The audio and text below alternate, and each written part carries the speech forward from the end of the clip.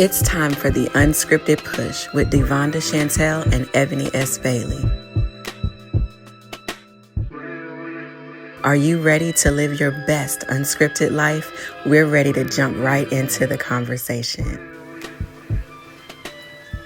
Hey everybody, this is Ebony S. Bailey.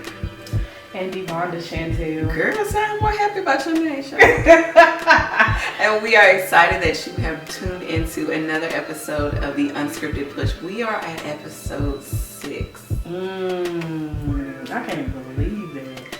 We have been talking about a lot of stuff, y'all. A lot of stuff. She been getting on my nerves too, y'all see it? And I feel like she's about to get on my nerves. I am so excited about this one. Okay. So guys, what are we going to talk about today? Oh, I'm sorry. She loves to do her Unscripted Push. I'm not feeling it today. Unscripted Push Podcast. You got to push. Go ahead and push this conversation out. Push. Y'all can tell I'm not feeling it today. I am so excited.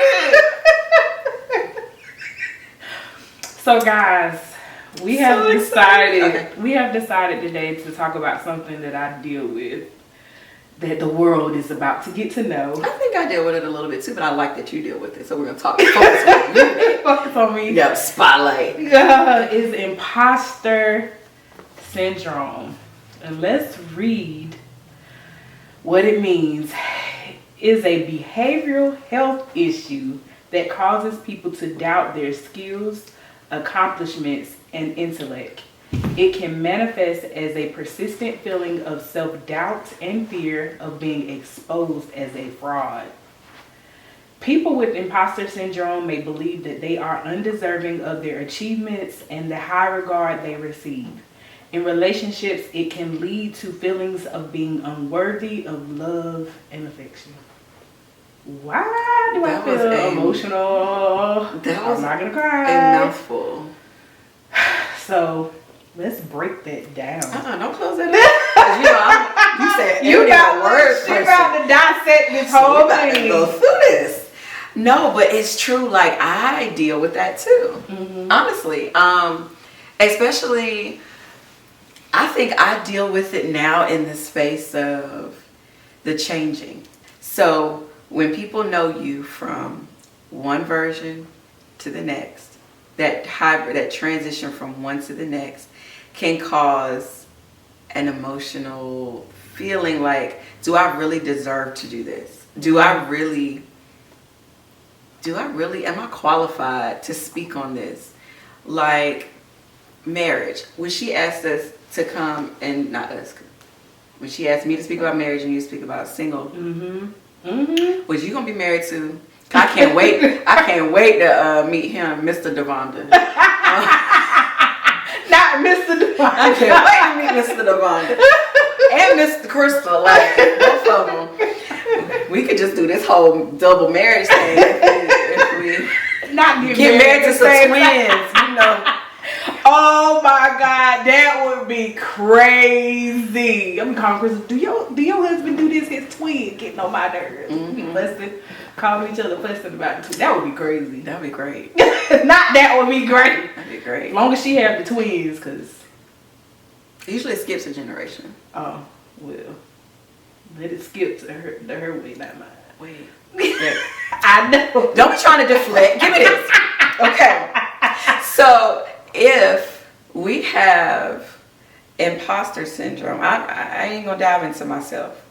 You talking about skill of self-doubt, of your accomplishments and intellect. And no, I will piggyback on that piece. So like when you're transitioning from one phase where you were doing something and now God is stretching you, pulling you to the next phase, that is requiring you to step differently and to show up differently. And maybe in your previous season, you were having issues. Let's say it's marriage. For me, I was having marriage problems, right? And then the next season, the Lord got me out here acting like I got a marriage ministry. And I'm like, do I feel qualified to speak to that? You know? Or I have children that are acting up, or maybe my kids or whatever, but how can I say I work in children's ministry and I lead it, like that type of thing? Like, do I really have the qualifications to stand up and talk about self-confidence when before I just told you that I dealt with people pleasing? So if you are confident in yourself, why would you even allow people's opinions to stop you from doing certain things? So how can you stand up here and tell me that you got all the confidence in the world and you know, try to provoke something inside of me and you just dealt with XYZ? And it's so crazy because people that you say that is because a situation that I had probably a while ago, someone, you know, I felt like I could be vulnerable with them about certain things that I was facing. And they made a statement that really tore me up, and they said, I thought you were confident. I remember you talking about that. And that tore me to the root because I was just like, people on social media have this perception of me. And I'm very authentic. I try to be, that's why I push so much to be authentic, because I never want to be God to put me on higher platforms and people are surprised about who I am. I always fight to be authentic because that's how the devil shows up. He try to out you in the areas that you hide. So I really, really try my best to be authentic and not hide who I truly am. So I start to talk about those things that I face or those things that I deal with. And then it's not that I'm not a confident person, it's being confident in my abilities. Confidence goes to so many different areas. And I know where imposter syndrome stems from for me, because I have talked about it with my therapist, is that from my childhood and growing up and never feeling smart enough or never feeling good enough, because I always had to work 10 times as hard. So yeah, this is something that I talked about with my actual therapist, is dealing with this, because I know that in my childhood and growing up, I never was the chosen one in my family. They would have never thought that I am who I am today or would be who I am today. I was always the outcast. Well, how did that... So I've heard you say that before. What made you... Is that something that was said to you, or is that something... Actions. So you picked up on it because of their responses to stuff? And you know how you look at words, I look at actions. So your words and your actions have to align, and their words and their actions align with how they treated me different. Or, you know, I was the one in private school. Why are you in that private school? You know, when you can go to public school, you think you're better than everybody because you in private school? Or, you know, me going to college, is that a real university? Or me getting my master's, is that an accredited university? Not, I'm the first grandchild to graduate from college. You know, this is supposed to be an exciting thing or different things like that, because I wasn't going to college. College was not in my path. I was going to graduate from high school and that's it. And my mom did not push me to go to college. I would not have ever went to college because I didn't think I was smart enough. I didn't think I was good enough. Even getting a master's, you know, I graduated from college with a 3.0, and I was just like, Mom, I don't know if a master's program is going to accept me. She said, you don't know unless you try. So I went and applied to get my master's. I was silent. I didn't say anything. Then even going to California, because I graduated in Long Beach, going to California was just my mom and my boyfriend at the time. So, you know, both of them came to my master's, you know, graduation. My family didn't ever support me in anything that I actually did until is now they're starting to see a lot of the manifestations of what God has done in my life, but the damage has been done. What did it do for you? Like, I know that your mom, as long as I've known you, because, you know, first I was told, I know you and Crystal were friends for a long time, and so I knew our parents, our moms were close, but I didn't know your backstory, you know, until we started talking. I didn't really know your backstory, but how did that affect you when it came down to you even in school? Because school is stressful anyway. So you go through that and then you don't feel like you have the support, or you feel like you have to hide it. Did you not tell people because you didn't know if you would finish, or did you not tell people because you didn't want to fight with that I didn't think I would finish. I didn't know I was graduating. I was just taking classes. I was working at the time, and I was taking one class at a time with my master's program. Nobody knew I was in the master's program. Nobody knew but my mom. It wasn't something that I announced. It was something that I was doing for myself, and I was just taking one class at a time. And then I forgot what they call now, so I feel so old now, but I think counselor or somebody called, whoever's supposed to call you and tell you, hey, you know, I don't never answer with mine. You ready? You're about to graduate. And I said, who about to graduate? She said, yeah, you're done. I didn't keep up with it. I just was, you know, going because I was working a full-time job and getting my master's at the same time. And she was like, yeah, Miss McCormick, you ready to graduate? And I was like, who graduate? And she's like, you're done. I was like, I made it through. Like, I'm done. Like, I graduated, you know, from my master's program in education with a 3.5. I didn't celebrate that. I was just like, oh, okay. You know, I got through it. I never celebrated my accomplishments. And that's why I start putting stuff on Facebook. And it wasn't for myself. It was for other people. Because I feel like a lot of times as Christians, why would people want to be a Christian if you don't show what God is doing in your life? It's not about showboating or putting things out there. It's a testimony. Yeah, it's a testimony. And a lot of times in the church, they'll tell you, don't put that out there because somebody could be speaking against you and stuff like that. I'm like, are we serving the same God? Because God is very protective. Now, I don't think you should put stuff out prematurely, but people need to see the manifestations of what God is doing in your life. Especially if you're a witness or you're on a platform and you're trying to do things, they need to see hope. A lot of people are going through different things, and you could be going through the same situation, and putting that out there let somebody know, wow, she got over it or she got through it. Yeah, well, so you didn't think you were going to make it through. You made it through. You graduated. You had 3.5, and then you said, what's next? Yeah. I didn't bask in it. It was just like, oh, I put it out to the world. I graduated with on the inside. I'm like, okay, you know, I graduated, whatever. But I just wanted other people to see. I did it for them, for other people to see, but it wasn't for myself. So your family, instead, when they found out, the response was that accredited? Was it a real university? What did that do to you? Oh, yeah. Oh, it was hurtful. And a lot of my anger it stemmed from, and I tell people, and I hate to say it like this, and you always talk about I'm a machete, like I can cut people off, but if I can cut my family off like that, then anybody else wouldn't matter. I heard Brittany Spivey say something on TikTok. My husband showed it to me. He was like, did you see this message that she not messaged? But her over here making everybody preaching. That she talked about people who lost something. She was like, I lost my mother. I don't care. It is easy for me to cut anything else off. Like, I have lost something that I will never get back. And I listened to her say that, and I said, wow. And so dealing with someone, she was talking about dating a grieving person, dating someone that has lost something.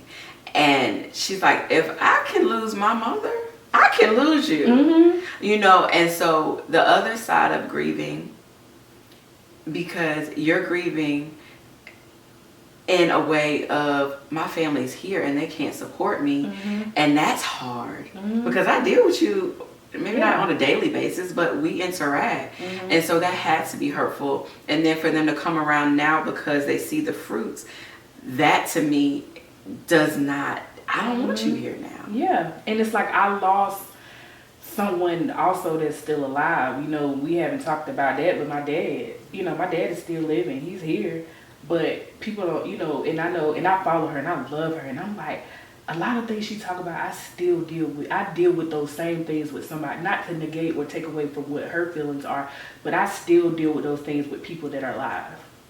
Like the relationships that I have with my family or the relationships that I have with my dad. And one thing about black families that I don't like is like, that's your family. My mom used to say that, and we had a conversation about that, and I had to create those boundaries because the black family would say, that's your family, talk to them, do this and stuff like that. And I had to create those boundaries in my family. I didn't talk to my grandmother for 2 years. I haven't talked to my dad, and it's going on 4. 4 years. I created those boundaries because I feel like you're always crossing it, even with my looks. That's why my mom pushed so hard for me to be confident as I am, because she dealt with being big or you're not pretty enough. And my mom was beautiful. So the things that my grandmother would say to her, or the things that she dealt with about self-esteem, that's why I fight so hard when it comes to being confident, when it comes to self-esteem and how you look, because I feel like everybody is beautiful in their own right. And I don't call people ugly. If you notice, I don't call people ugly. Or I don't down the way a person look. I'm going to tell you if your outfit crazy. But I'm not going to talk about anybody's looks, because God made everybody how he wanted to make them or whatever. So I don't just write out and be like, oh, she ugly. And if I'm around somebody that do that, I would check them on it. Like, what about her is ugly? You don't know her. Are you saying her spirit is ugly? Her as a person? How can you sit there and be so comfortable with calling somebody ugly?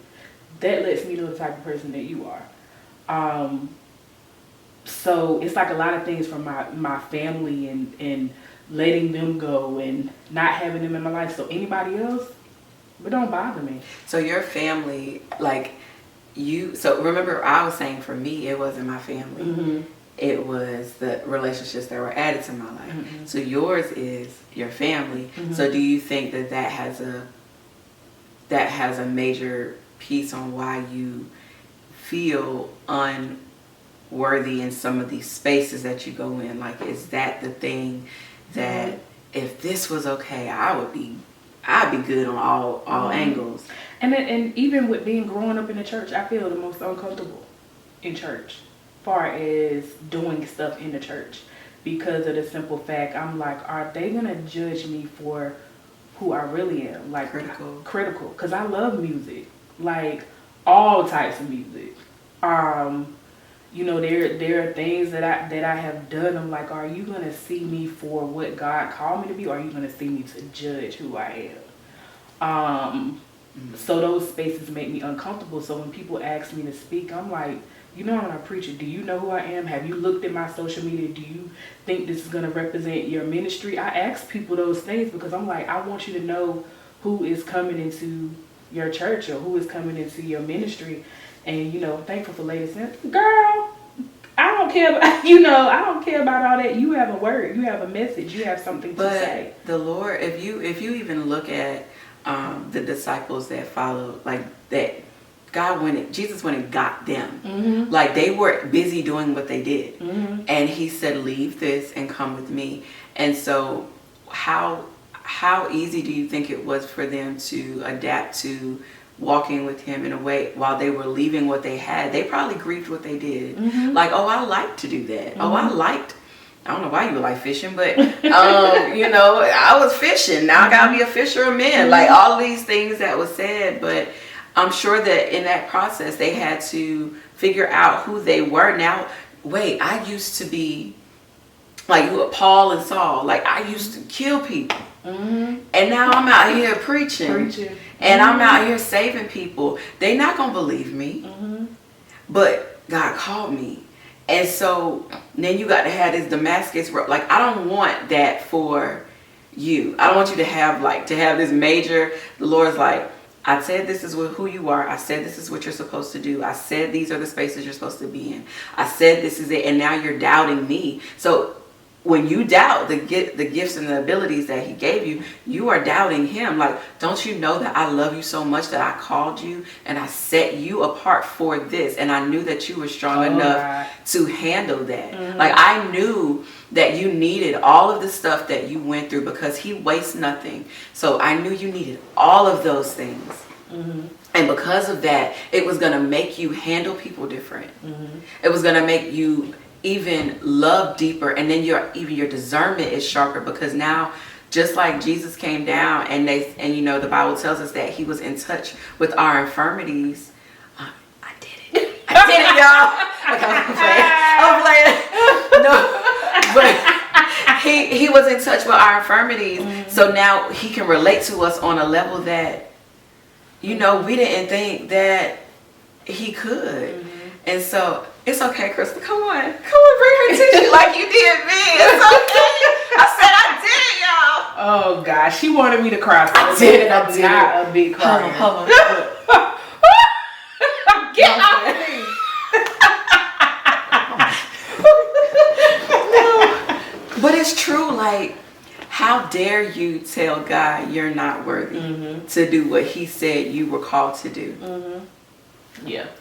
How dare you give back what he gave you? Or you do it in a watered down version of it. And now there are so many lives that you're supposed to impact that you will not, because you can't get out of your own way. Now I'm talking to you and I'm talking to myself too. Yeah. Because when you start realizing that God is shifting your world and he's moving it at a rapid pace, because a lot of the times it doesn't happen. It's like some people say overnight success is overnight. It ain't. And there's a relationship that you build with the Lord when he wakes you up for real, like when the light switch comes on in areas that was dark. Oh my gosh, it's so bright. It's like my kid, when he got his glasses, he was like, Mommy, I see in HD. I'm like, yeah, you see so much clearer. And imposter syndrome causes you to have that haze over your eyes. And now you can't even fully embrace what's before you because you are so wrapped up into all the what ifs or the I don't deserve. Nobody deserves anything. We are all undeserving of God's grace, but he gives it to us freely. And I'm not the type of person to say I'm like famous or slut. Like, I'm nowhere near it. Every time she goes somewhere, they be like, who are you? You just get called out. I know, all the time. And I'm walking in with her fur on. No. Lime green fur coats.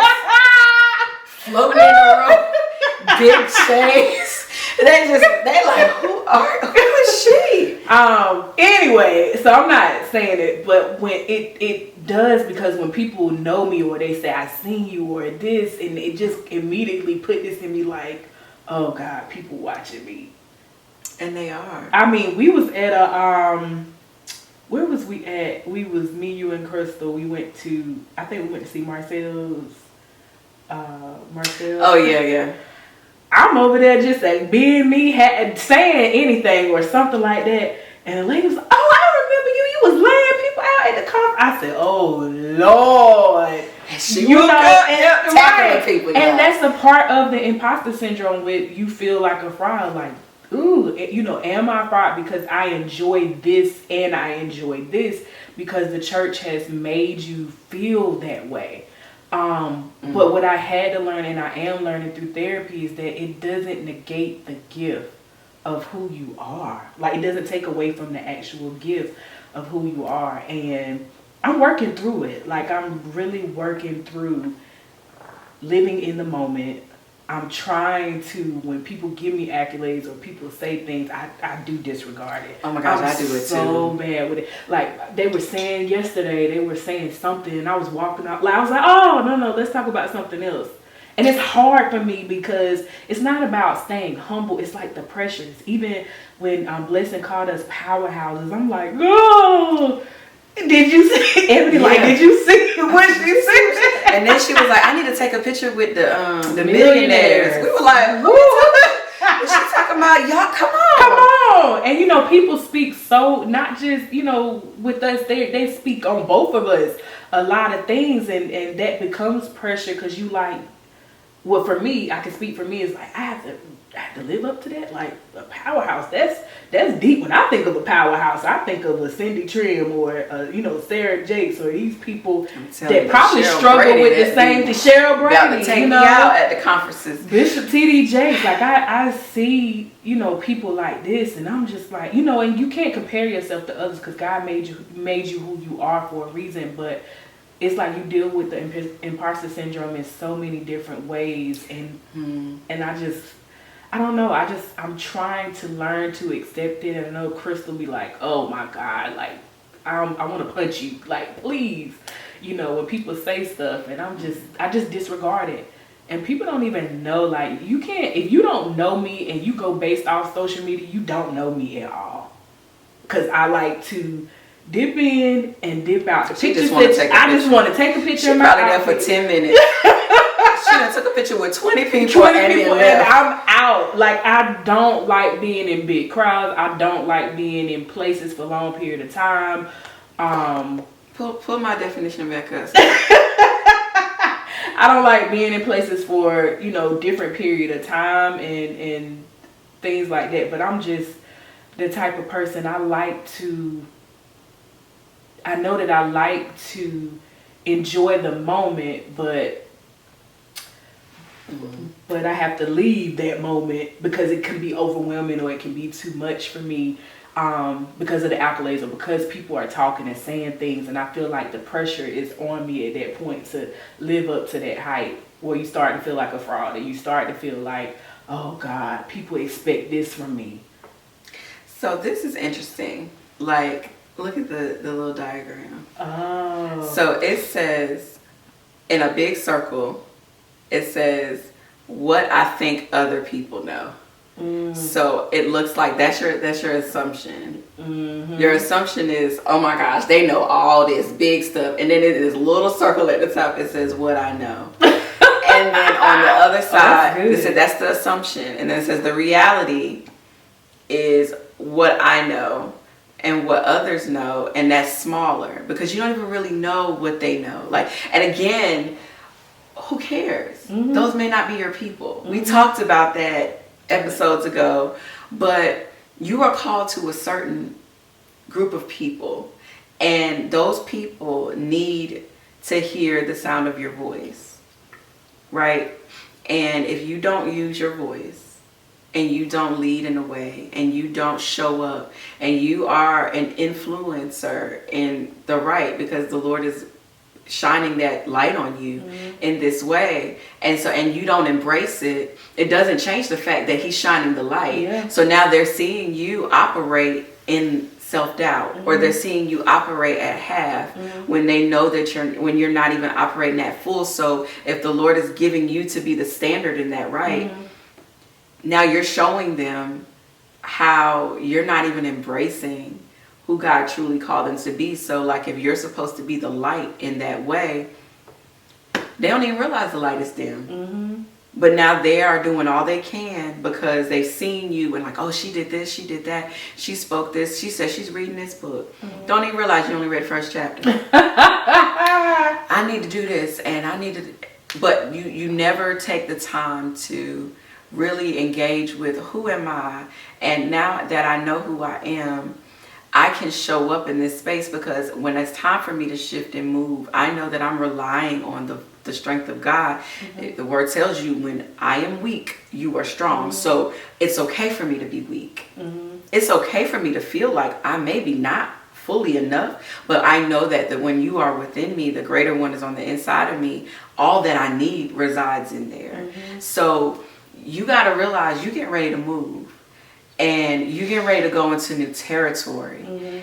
And you can't leave this space with that same mindset, because you're going in a space where you are establishing, we hear rebuilding, but you're establishing a new, this is DeVonnda 2.0, 4.0. Like, you are literally creating the foundation where you're going.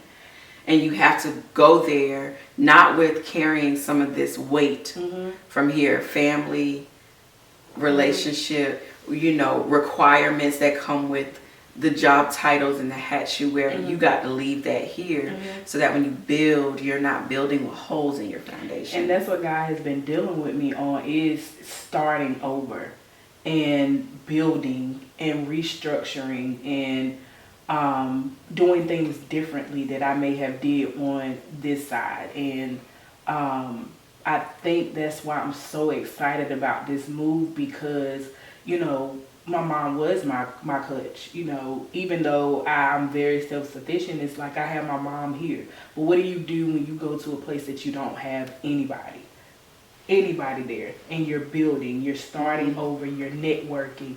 I just believe that God is going to do some different things in me. And that's what I've been praying. I'm like, God, let me leave the old. Let me embrace the new. Let me be able to be a better version of who you have called me to be. make sure that I'm around the right people when I go to this new territory, people that can get me to the next level. So these have been my prayer. Like I don't want that old mindset. Give me a new mindset to be able to accept who you have really called me to be, regardless of what people think and say. Like that has really been my prayer lately with relocating, and that's why I know it's God and I know it's meant to be, because God is at the point where he's like, you gotta leave this behind. You still got this old, wineskin or whatever behind you, and you gotta leave that alone so you can go to the next level, so I can do what it is that I really want to do in you, because you're distracted right now. And you talked about wineskins. Like if you study that part, they don't put new wine in old wineskins because it will burst.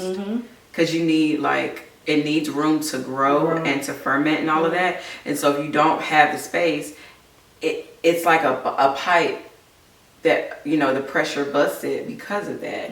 So if you had to talk to yourself, don't be sighing. If you had to talk to yourself and you're talking to old DeVonnda, because that's where this imposter syndrome started, because of the family stuff, right? If you had to talk to yourself, what would you say to her and how she perceived because you said they didn't say it, it's their actions. What would you say to her, like how she perceived their actions and how it could have caused her to overlook those and keep moving forward? No matter what, I would tell her, no matter what they say or what they think or what they believe, does not take away from who God has called you to be. And I think sometimes we look at the people around us, and we talked about that in the last episode, to affirm and approve who we are, when we should know who we are on the inside and know who God called us to be. If you never had anybody tell you anything good about yourself ever again, you have to be okay with knowing, I know that God called me to this. Even with moving, family still like, where you going to Texas for? You sure you want to go to Texas and stuff like that? But what if I would have listened to them or what they have to say? And, a lot of people would be like, why do you say nothing? Or why do you tell, that's still, still my family. And you have to be strong enough to know, I'm going to operate and do what God told me to do, regardless of what other people think and other people had said. And I believe sometimes God does a test to see, are you really going to listen to me, or are you going to really listen to man? And what if I would have listened to them? I wouldn't be moving. Because that is scary. You going by yourself to new land, new territory that you never lived before. This is the first time you have been into a whole nother state, by yourself with nobody around. Like, my friends are here, my family is here, the relationships and the networking that I have built is here. If I get stranded with my car, I know I have a million people I can call to come get me. When I go to Texas, what does that look like? Those little small things that has built my comfort zone here. Like, I always have the help that I need, but I really, in this next season, God is putting me in situations where I have to trust nobody but him. And I have to really build my faith, even with moving in general. Because I'm overthinking it. If I go with my air mattress and my computer to work, that's all I need in my apartment, and I can get my stuff for that later. No, I'm telling you, at this point, you ain't gonna leave your shoes and your clothes. No, I'm gonna put that in some couple of suitcases or something. That's gonna have to go with me. But I have to learn in this season. I think God is teaching me how to depend on Him more, and what you say, turn off the noise. Yeah. The noise will be a distraction, but the longer you press into the voice of God, it'll sound like it's further away. You know what I mean? It won't be a blaring loud bullhorn. It might be in the distance, and you'll be like, I ain't paying no attention. I don't care nothing about that. But I know with me, with the imposter syndrome, if this piece of hair don't care, okay. The imposter syndrome for me is the what if I'm not qualified? Ooh. What if what if I get up and this happens? What if, all these what ifs. And then each time it happens, and the Lord's been opening doors, and I'm like, what in the world? You asking me to come here? You asked me to do this? Or you're asking my opinion on these different things? And I'm like, okay. You sure you want me to speak? And I'm like, what? And then I'll say, I'm not this. And then I'll hear, but who said you're not? Oof. Yeah, I do that all the time. Yeah, because okay, I ain't even going to do that right now. No, okay. not the time. Or the place. Or the place. Okay. I don't know why I just thought about Missy Yancey singing not the time, not the place. But I think for me with that piece, it's just embracing the change. And you have to, so you're moving to a new place. So the new place, that's who they're going to know, is who you establish. What do you do when people can't accept the person that you are now with who you used to be? And your location did not change. Like, they can't accept the person that God is making you to, and they want to remind you of who you are. Or they don't even say nothing, they just watching. You know, they monitoring spirit. I've been learning about that. I was like, wow. So that's what that is. When they sneak and try to get information. You have a lot of people that do that to you. You need to study that. Why are you always trying to give me assignments? Because I'm serious. Because I'm serious, people do. Like, they'll creep in like, oh, Ebony, let me get this idea. Or what you're creating. And you like to talk. So I'm creating. And I stopped. You know what? I got challenged on that because I give a lot away. My brain, I just get excited when people start giving me ideas, or they'll talk about something that they want to do. And just because, I think people talk to me just because they know my creative in that way. And then you give them I'll be throwing up ideas. And so I had to say, Ebony, stop. They're not paying you for that. And they also, they don't really value you. They just want what you have to offer. Yep. And it's okay. It's okay for you to say no. Or it's okay for you to just listen. You don't gotta get no ideas. And everything don't deserve a response either. I'm learning that too. I know. And I've been one to shut down in that way. And that's why this season of me being more vocal is, I want to say season, this change of me being more vocal is good, because if I can have a conversation, I will. But if I don't, I'm still okay now with learning, girl, that was the Lord showing you. It was time to shift and pivot. And also, he sees further than we do. So sometimes it's like you'll never even understand why things shifted and changed. Why he even told you. You don't even really know why he told you to go to Texas. You don't know what's there. You just know that something's there. Yeah. And you're being obedient. You're going. Like I told you, I feel like I'm going to go. All right, I'm go. All right, Lord, I'm going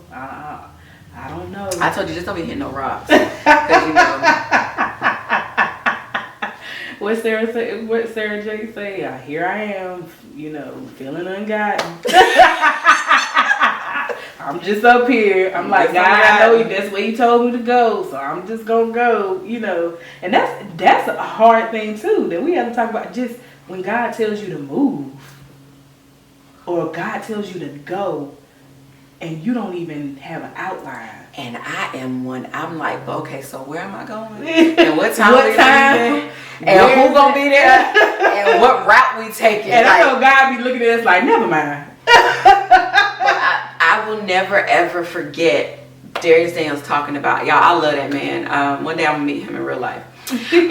But he talked about being a water walker, and he talked about Peter and how anybody on that boat could have grabbed onto that word and walked out on that water. And I said, wait, let me go back and read this and make sure I didn't hear him say Peter come. And he really didn't.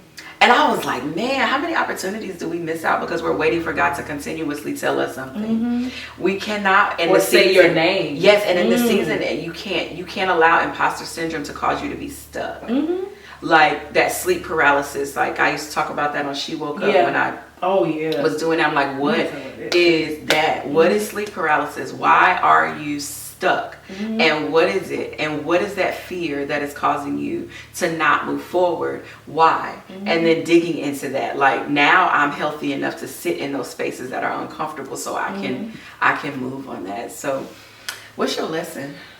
I would tell anybody that's dealing with imposter syndrome to first go to therapy and identify a lot of the things, because your therapist can really tell you where it stems from, why you're operating the way that you are. I'm such an advocate for therapy. And I will also tell the person to enjoy the moment, live in the moment, take it in, think about it, process it, and know that you are worthy and you are called regardless of what everybody else says around you. And like Ebony says a lot, turn off the noise around you and make sure that you're discerning and hearing God for yourself, because people love you the best that they can, and they're telling you things based off how they feel, how they were raised, and different things like that. But you have to learn to listen to God for yourself and being okay with the outcome.